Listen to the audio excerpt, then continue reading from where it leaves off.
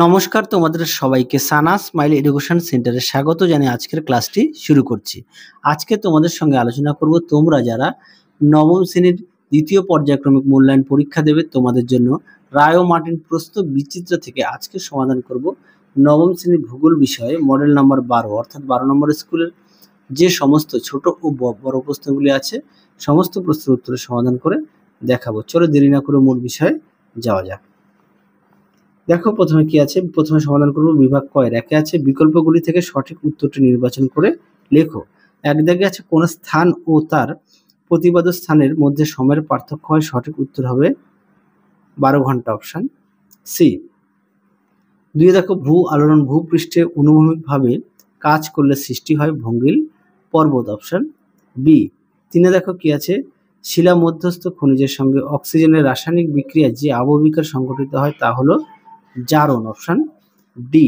চারে দেখো ঠিক ঠিক জোড়াটি নির্বাচন করো, উত্তরটা হবে অপশন এ। তোমরা উত্তরটা সি দেবে, হ্যাঁ সি উত্তরটা দেবে, এটা দেবে না। 5 জায়গায় দেখো ঘড়িতে 2:56 বাজে এটিকে প্রকাশ করার সঠিক বিকল্প তোমরা এটা দেবে, অপশন ডি। 6 দেখো মায়ানমারের পোপা কি ধরনের আগ্নেয়গিরি, উত্তরটা লিখবে সুপ্ত আগ্নেয়গিরি, অপশন সি। 7 জায়গায় দেখো পশ্চিমবঙ্গের বর্তমানে জেলার সংখ্যা হলো, সঠিক উত্তর হবে 23টি, অপশন বি। পরবর্তী দেখো বিভাগ খ এর প্রশ্নগুলো কি আছে। এ দাগে শূন্যস্থান পূরণ করে একে আছে তরাই কথার অর্থ, উত্তরটা লিখবে হিমালয়ের পাদদেশে নিচু জমি। দুই দেখো কাস্ট সমভূমি গড়ে ওঠে চুনাপাথর শিলা গঠিত অঞ্চলে, কোথায় চুনা পাথর। বি জায়গায় দেখো শুদ্ধ অশুদ্ধ, আচ্ছা এক দাগের প্রশ্নের উত্তরটা হবে অশুদ্ধ, দুই দাগের প্রশ্নের উত্তরটা হবে শুদ্ধ, 3 দাগের প্রশ্নের উত্তরটা হবে অশুদ্ধ। পরবর্তী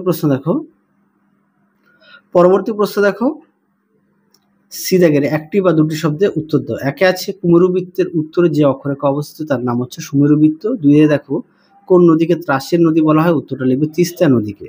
তিনে দেখো পৃথিবীর সর্বাধিক আগ্নেয়গিরি কোথায় দেখা যায়, উত্তরটা লিখবে আর্জেন্টিনা চিলি সীমান্তে আন্দিজ পর্বতমালায়। পরবর্তী প্রশ্ন দেখো 3 দাগের নিচের প্রশ্নগুলো উত্তর দাও। একে আছে অক্ষরেখার বৈশিষ্ট্য লেখো। দেখো উত্তর দেখে নাও, প্রশ্নের উত্তরটি তোমরা এখান থেকে লিখবে, এখান থেকে এই পর্যন্ত।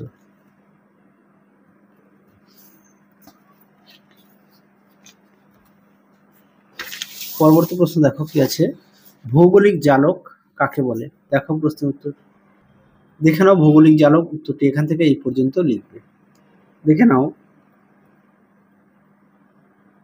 পরবর্তী প্রশ্ন দেখো মহীখাত কাকে বলে, যে এই প্রশ্নটা তোমাদের আগের ভিডিওতে দেখানো আছে, হ্যাঁ।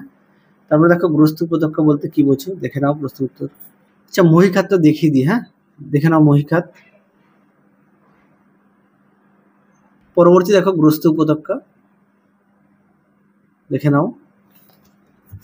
পরবর্তী প্রশ্ন দেখো রেগুলিত কি, দেখে নাও প্রশ্ন উত্তর, দেখে নাও প্রশ্নের উত্তরটি সুন্দর করে দেওয়া আছে, এখান থেকে এই পর্যন্ত উত্তরটা লিখবে। পরবর্তী প্রশ্ন দেখো মালচিং বলতে কি বোঝো, দেখে নাও প্রশ্নের উত্তরটি, দেখে নাও মালচিং উত্তরটি এখান থেকে এই পর্যন্ত লিখবে, দেখে নাও। পরবর্তী দেখো 4 দাগের সামাজিক বন সৃজনের উদ্দেশ্য লেখো। দেখো প্রশ্নের উত্তর, দেখে নাও সামাজিক বন সৃজন কাকে বলে, এখান থেকে এই পর্যন্ত উত্তরটি লিখবে।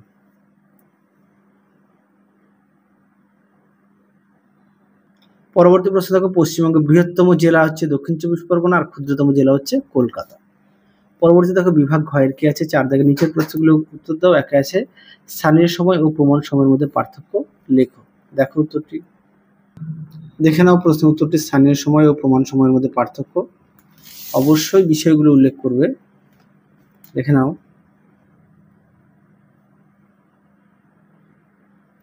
পরবর্তী প্রশ্ন দেখো আন্তর্জাতিক তারিখ রেখাকে মাঝে মাঝে বাঁকিয়ে দেওয়া হয়েছে কেন।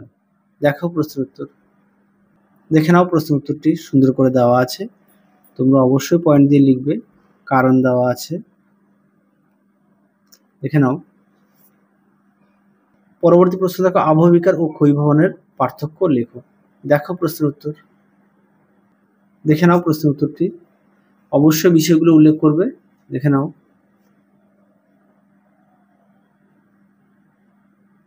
পরবর্তী প্রশ্ন দেখো, মৃত্তিকা ক্ষয়ের প্রাকৃতিক কারণগুলি বর্ণনা করো। দেখো প্রশ্নের উত্তর, দেখে নাও প্রশ্নের উত্তরটি।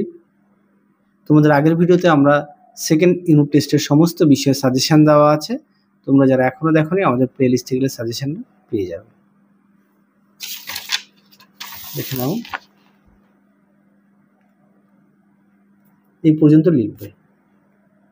পরবর্তী প্রশ্ন দেখো 3 দাগের, সব শিল্ডই মালভূমি কিন্তু সব মালভূমি শিল্ড নয় কেন। দেখো প্রশ্নের উত্তর, দেখে নাও প্রশ্নটি, উত্তরটা তোমরা এখান থেকে লিখবে, দেখে নাও। এই পর্যন্ত লিখবে। পরবর্তী প্রশ্ন দেখো 4 দাগের, সুন্দরবন অঞ্চলের নদ নদীর নাম ও বৈশিষ্ট্য লেখো। দেখো উত্তর, দেখে নাও নদ নদীগুলোর নাম আর বৈশিষ্ট্য। এই প্রশ্নটা তোমাদের আগের ভিডিওতে দেওয়া আছে, একটু দেখে নিও, সাজেশনও দেওয়া আছে। হ্যাঁ, এই প্রশ্নটি। পরবর্তী প্রশ্ন দেখো, ভৌমজলের অতিরিক্ত ব্যবহারের কুফলগুলি লেখো। দেখো উত্তর, দেখে নাও উত্তরটি তোমরা এখান থেকে লিখবে, দেখে নাও। সুন্দর করে পয়েন্ট দিয়ে দেওয়া আছে, তোমরা অবশ্যই পয়েন্ট দিয়ে লিখবে, দেখে নাও।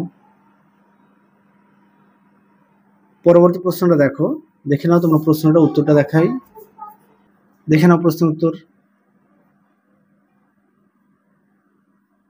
পরবর্তী প্রশ্ন দেখো 2 দাগের, উষ্ণতা তারতম্য জনিত কারণে সংঘটিত বিভিন্ন ধরনের যান্ত্রিক আবহবিকারের চিত্র সহ ব্যাখ্যা করো।